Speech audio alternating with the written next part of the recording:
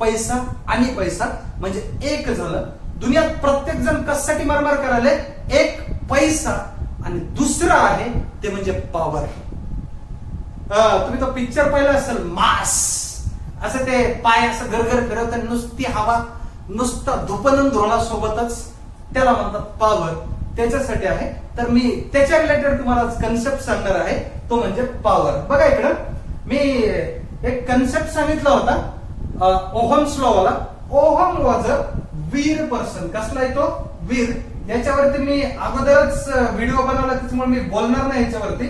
वीर, मी फक्त ओहम वीर होता याच्यावरून हा फॉर्म्युला लिहून दिला. वीरची स्पेलिंग टाकली ओहम्सला, तिथं क्लिअर होईल. याच्यावरून दुसरे फॉर्म्युले दोन तयार होतील, V by R, आणि तिसरा फॉर्म्युला तयार R equal to V by I.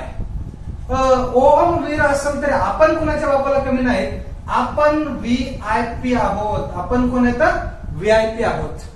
आपण कोणाच्या बापाला कमी नाही. मला इथं फक्त इक्वल टू टाकावं लागेल. याच्यावरून तीन फॉर्म्युले तयार होतील. P equal to V into I, V equal to P by I, आणि I equal to P by, हे खाली वरी करता तर तुम्हाला येतच, त्याच्यात काही विषयच नाही. P by V. बघा इकडं, ओहम वॉज अ वीर person, we all are VIP. आपण सगळे VIP आहोत. बघा इकडं मी आता पॉवरला डिटेल मध्ये सांगतोय. फक्त मला किती मिनिटच झाले थोडं सांगता का? बघा, पॉवरला मी डिटेल मध्ये सांगतोय. चला, 3-4 मिनिटच आपल्याकडे बाकी आहेत. मी 20-22 मिनिटाचा व्हिडिओ बनवून टाकणार आहे. लक्ष द्या इकडं. पॉवर तीन पद्धतीनं लक्षात घेता येते. एक असते ऍक्टिव्ह पॉवर, दुसरी असते रिएक्टिव्ह पॉवर, आणि तिसरे असते अपरंट पॉवर. मी फटाफट लिहून देतो रे, टाइम कमी आपल्याकडे. मला पुढचं लगेच एक लेक्चर शूट करायचंय. ऍक्टिव्ह पॉवरलाच रिअल पॉवर म्हणतात, त्यालाच ट्रू पॉवर म्हणतात, त्यालाच युजफुल पॉवर म्हणतात, त्यालाच युजफुल पॉवर म्हणतात. इकडं रिअल म्हणजे इकडं असं म्हणू शकता फॉल्स पॉवर, किंवा त्याला इमॅजिनरी पॉवर म्हणतात. रिएक्टिव्हला इमॅजिनरी पॉवर. आणि युजफुल याला म्हणायचं तर याला अनयुजफुल किंवा नॉन युजफुल चुकून म्हणायचं नाही. मित्रांनो, जे ट्रान्सफॉर्मर असेल, इंडक्शन मोटर, जिथं जिथं काय मॅग्नेटिक फ्लक्स तयार होतो ना मशीन्स मध्ये, तो या पॉवर मुळे तयार होतो. हा कन्सेप्ट लक्षात घ्या. त्याच्यामुळे याला नॉन युजफुल पॉवर जर कोणी लिहिलं आणि एखाद्या मास्तरला जर शिकवलं तर त्याला माझा फोन नंबर द्या, मी त्याला समजून सांगतो किती युजफुल आहे ते. तुम्ही टेन्शन घेऊ नका. त्याला नॉन युजफुल म्हणू नका, इमॅजिनरी म्हणू शकता, काही प्रॉब्लेम नाही. आणि अपरंट पॉवरला टोटल पॉवर म्हणतात. काय म्हणतात? Total power. ऍक्टिव्ह पॉवरला डिनोट केलं जातं P ने, रिएक्टिव्ह पॉवरला डिनोट केलं जातं Q ने, आणि अपरंट पॉवरला डिनोट केलं जातं S ने. याचा फॉर्म्युला असतो P equal to VI cos phi, याचा फॉर्म्युला असतो Q equal to VI sin phi, आणि याचा फॉर्म्युला असतो S equal to V into I. मित्रांनो, याच्यावर क्वेश्चन येऊ शकतो. आता बघा, याच्यावर मी सगळ्या गोष्टी क्लिअर करून देणार आहे. याचं ऍक्टिव्ह पॉवरचं युनिट असतं वॅट किंवा किलोवॅट. रिएक्टिव्ह पॉवरचं युनिट असतं VAR, व्होल्ट अँपिअर रिएक्टिव्ह, किंवा kVAR. आणि लास्ट बट वन, याचं S म्हणजेच अपरंट पॉवरचं युनिट असतं VA किंवा kVA. VA म्हणजे व्होल्ट अँपिअर किंवा kilo volt ampere. Kilo volt हे किलो किलो किलो जे लिहिलेलं आहे ना, फक्त बिगर युनिट साठी ते वापरलं असतं. बेसिक युनिट जे आहे ते हेच असतं. मी एक उदाहरण सांगतो, तुम्हाला समजून घ्यायचंय. बघा, आपल्याकडे वेळ खूप कमी आहे. समविचारी लोक एकत्र आल्यानंतर काय होतं बघा. समविचारी लोकांची स्टोरी, खूप मस्त स्टोरी.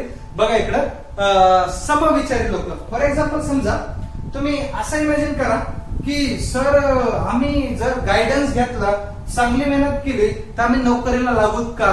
मित्रांनो, आतापर्यंत असे विद्यार्थी आहेत की मेहनतीच्या जोरावरती, आपल्या स्मार्ट वर्कच्या गायडन्स वरती खूप जण नोकरी लागले आहेत. ते तुम्ही टेलिग्राम मध्ये पाहत असतात. नसल पाहिलं तर आज जा आणि सगळ्यांनी टेलिग्राम मध्ये पाहायचं. तुम्हाला एक स्टोरी बनवून सांगतो तुम्हाला. ऍक्टिव्ह, रिएक्टिव्ह आणि अपरंट. क्लिअर म्हणजे क्लिअर, आयुष्यात कधीच विसरणार नाही, जीवनभर लक्षात राहील. आणि बेस्ट म्हणजे याची मात्र माझी शाश्वती नेहमीच राहत असते. लक्षात द्यायचं तुम्हाला सगळ्यांना. इकडच्या कोपऱ्यात लिहिलं तर चालेल का मला सांगायचं सगळ्यांनी. बघा एकदा ट्रिक झाला असेल तर व्हिडिओ सांगा. बघा हा तर आता काय होतं बघा, याच्यामध्ये काय लक्षात घ्यायचं ती बघा एकदा. की समजा तुम्ही लोक आता लॉकडाऊन मध्ये मेहनत करतात आणि तुम्ही लोक लागले नोकरीला. कोणती नोकरी? असिस्टंट इंजिनियर, ज्युनियर इंजिनियर किंवा काही एक्सपिरियन्स वाले MSCB मधले सुद्धा लोक माझ्याकडे assistant engineer, junior engineer already लागलेले आहेत. ते सुद्धा ऍडमिशन घेत असतात, येत असतात आणि ते सिलेक्ट होतात डेप्युटी एक्झिक्युटिव्ह इंजिनियर किंवा assistant engineer, additional executive engineer साठी. बघा हे काय असतं, इंजिनिअरिंगचे लोक जास्त पार्ट्या करतात. कधी कधी कोणी सोडून काही आनंद झाला तरी पार्टी आनंदामध्ये. तसं तुम्ही ज्यावेळेस इंजिनियर म्हणून गव्हर्नमेंट मध्ये लागणार तर तुम्ही MSCB मध्ये लागल्यावर तर पुन्हा धुप्पानंद सोबतच. त्या केसमध्ये तुम्ही समविचारी लोक एकत्र येतात. का शब्द वापरला समविचारी? समविचारी आली तर पार्टीला मजा येते. समविचारी सारख्या थिंकिंगचे लोक एकत्र येतात आणि तुम्ही पार्टीला जाता किंवा थोडक्यात म्हणता येईल पार्टीला बसता. बसणं शब्द वापरला की लगेच क्लिअर होतं काय म्हणायचं ती बघा इकडे. मग ज्यावेळेस तुम्ही तिकडे जाता हॉटेलमध्ये किंवा आणखी काही ठिकाणी, तिथं गेल्यानंतर ढाब्यावर गेल्यानंतर तुम्ही त्याला ऑर्डर करता. मी एक्झाम्पल सांगताना लाईटली सांगतो, तुम्ही त्याला तुमच्या पद्धतीने कन्सिडर करायचं. नेमकं काय असू शकतं ते मी सांगतोय की फॉर एक्झाम्पल तुम्ही सिलेक्ट झाल्यानंतर माझ्याकडे आले आणि सर तुमच्या गायडन्सचा फायदा झालाय, तुम्ही आमच्यासोबत पार्टीला चला. मी म्हटलं मला वेळ नाही, आपण इथंच साईडला जाऊन ज्यूस घेऊ. तिकडची पार्टी पुढचं पुढं बघू. बघा इकडं तर मग गेलो तर आपण आणि ज्यूस सेंटरला बसलो. ज्यावेळेस ज्यूस सेंटर मध्ये बसतो त्यावेळेस आपण जे काही असतील, चला आज होऊन जाऊ दे, आज कुछ तुफानी करते 100 ज्यूस घ्या रे. मग आपण 100 ज्यूस ऑर्डर दिली. ते ज्यूस भरून आणून तिकडून तयार करून आणि आपल्या समोर टेबलवरती ठेवून आणि आपण विचारलेला प्रश्न असेल की तुझ्या यशाचं रहस्य काय, आणि ते तुम्ही यशाचं रहस्य सांगायला म्हणून सगळे एकदम लक्ष देऊन तुमच्याकडे लक्ष देत आहेत. तुम्ही सिलेक्ट झाले, स्वतःला इमॅजिन करायचंय आणि ते आणलेले जे काही ज्यूसचे ग्लास आहेत ते तशाला तसे तिथंच ठेवून दिले. जे की फुल भरून आणलेला होता पण ते तशाला तसे तिथंच ठेवून दिलेले असतील. मी इकडं क्लिअर करून देतो. बघा ही भरलेला आहे, तर हे तुमचं ज्यूस भरून आणून ठेवलेला आहे. आता समजा आणून ठेवल्यानंतर अर्धा तास तुमचा 15-20 मिनिट त्याच्याकडे लक्षच गेलं नाही. त्यानंतर होतं काय की जो ऍक्च्युअल ज्यूस आहे ना, तो ऍक्च्युअल ज्यूस असा खाली जाऊन बसतो. काय होतो? खाली जाऊन बसतो. ह्याला ज्यूसच्या ऐवजी जर ज्यूसच्या फॉर्म मध्ये कळत नसेल तर तुम्ही समविचारी लोकांची स्टोरी लक्षात घेऊ शकता. एकदम परफेक्ट उदाहरण ते सुद्धा आहेच. बघा तर हे इथं ज्यूस असा येतो. हा ज्यूस इथं दिसतोय. बघा इकडं हा ज्यूस जो दिसतोय, हा ज्यूस जो इकडे दिसतोय ते म्हणजे तुमची ऍक्टिव्ह पॉवर. ते म्हणजे तुमची ऍक्टिव्ह पॉवर. ह्याच्या वर जो उरतो ना, हा वर थोडाफार जो उरतो ना, त्याला म्हणायचं रिॲक्टिव्ह पॉवर. आणि ज्या वेळेस तुम्ही उठून बाहेर जाता ज्याची पार्टी त्याला तिकडं काउंटर वरती जाऊन पैसे पे करावं लागतात, ते करावं लागतात. यस म्हणजे अपरंट पॉवरचे. यस म्हणजे अपरंट पॉवरचे. याचा अर्थ काय की हा जो काही क्यू दिसतो ही एक पॉवरच आहे, रिॲक्टिव्ह पॉवरच आहे. पण तो वर जो दिसतो तो ज्यूसच्या वरचा फेस आहे, तो समविचारी लोकांच्या पार्टीतला फेस आहे. मग जर एखाद्याला म्हटलं की मित्रा तू काय कर, चम्मच घेऊन वरचा तेवढा फेस मार, तुला एनर्जी येईल. तू त्या ज्यूसवाल्याला किंवा तिकडल्या त्या दुकानदाराला किती मारशील का? तर ह्याच्यात एनर्जी तेवढी जास्त नाही. फक्त फेस आहे, तो फक्त फेस आहे. म्हणजे ती पण पॉवर आहे, पण ती कसली पॉवर आहे? ती इमॅजिनरी पॉवर आहे, ती फॉल्स पॉवर आहे. मग जर एखाद्या वेळेस तुम्ही जर पुन्हा म्हटलं की सर आम्ही काय करतो की फक्त ऍक्टिव्ह पॉवर घेतो आणि आम्ही मग हाफ ज्यूसचे पैसे देणार किंवा आम्ही ते हाफ ग्लासचे पैसे देणार, हाफ पे मला माहित नाही त्याला, तर तेवढेच पेचे पे करणार. मग तो दुकानदार तुम्हाला फटके देईल. काय देईल की तुम्हाला मी रिॲक्टिव्ह पॉवरही दिली, ऍक्टिव्ह पॉवरही दिली, दोघांचं इक्विव्हॅलंट किंवा दोघांची जी काही टोटल पॉवर असते that is called as a S म्हणजे अपरंट पॉवर, म्हणजे अपरंट पॉवर. आणि तुम्हाला पैसे देत असताना अपरंट पॉवरचे द्यायचे असतात. याचा अर्थ कळला असेल की ही आहे ऍक्टिव्ह पॉवर, ही आहे रिएक्टिव्ह पॉवर, ही आहे अपरंट पॉवर. मग आता होतं काय की याचे नाव तुम्हाला मी दिलेले तर रिअल, ट्रू, युजफुल, इकडे फॉल्स आणि इमॅजिनरी. नॉन युजफुल म्हणू नका, कारण याच्याशिवाय ट्रान्सफॉर्मर मध्ये जो प्रायमरीला जे काही सप्लाय देत आहे त्याच्यामुळे जो काही फ्लक्स जनरेट होतो तो जो पुढे जाऊन सेकंडरीला लिंक होतोय त्या सगळा कारभार कुटाणा करण्यासाठी रिएक्टिव्ह पॉवरच कामी येते.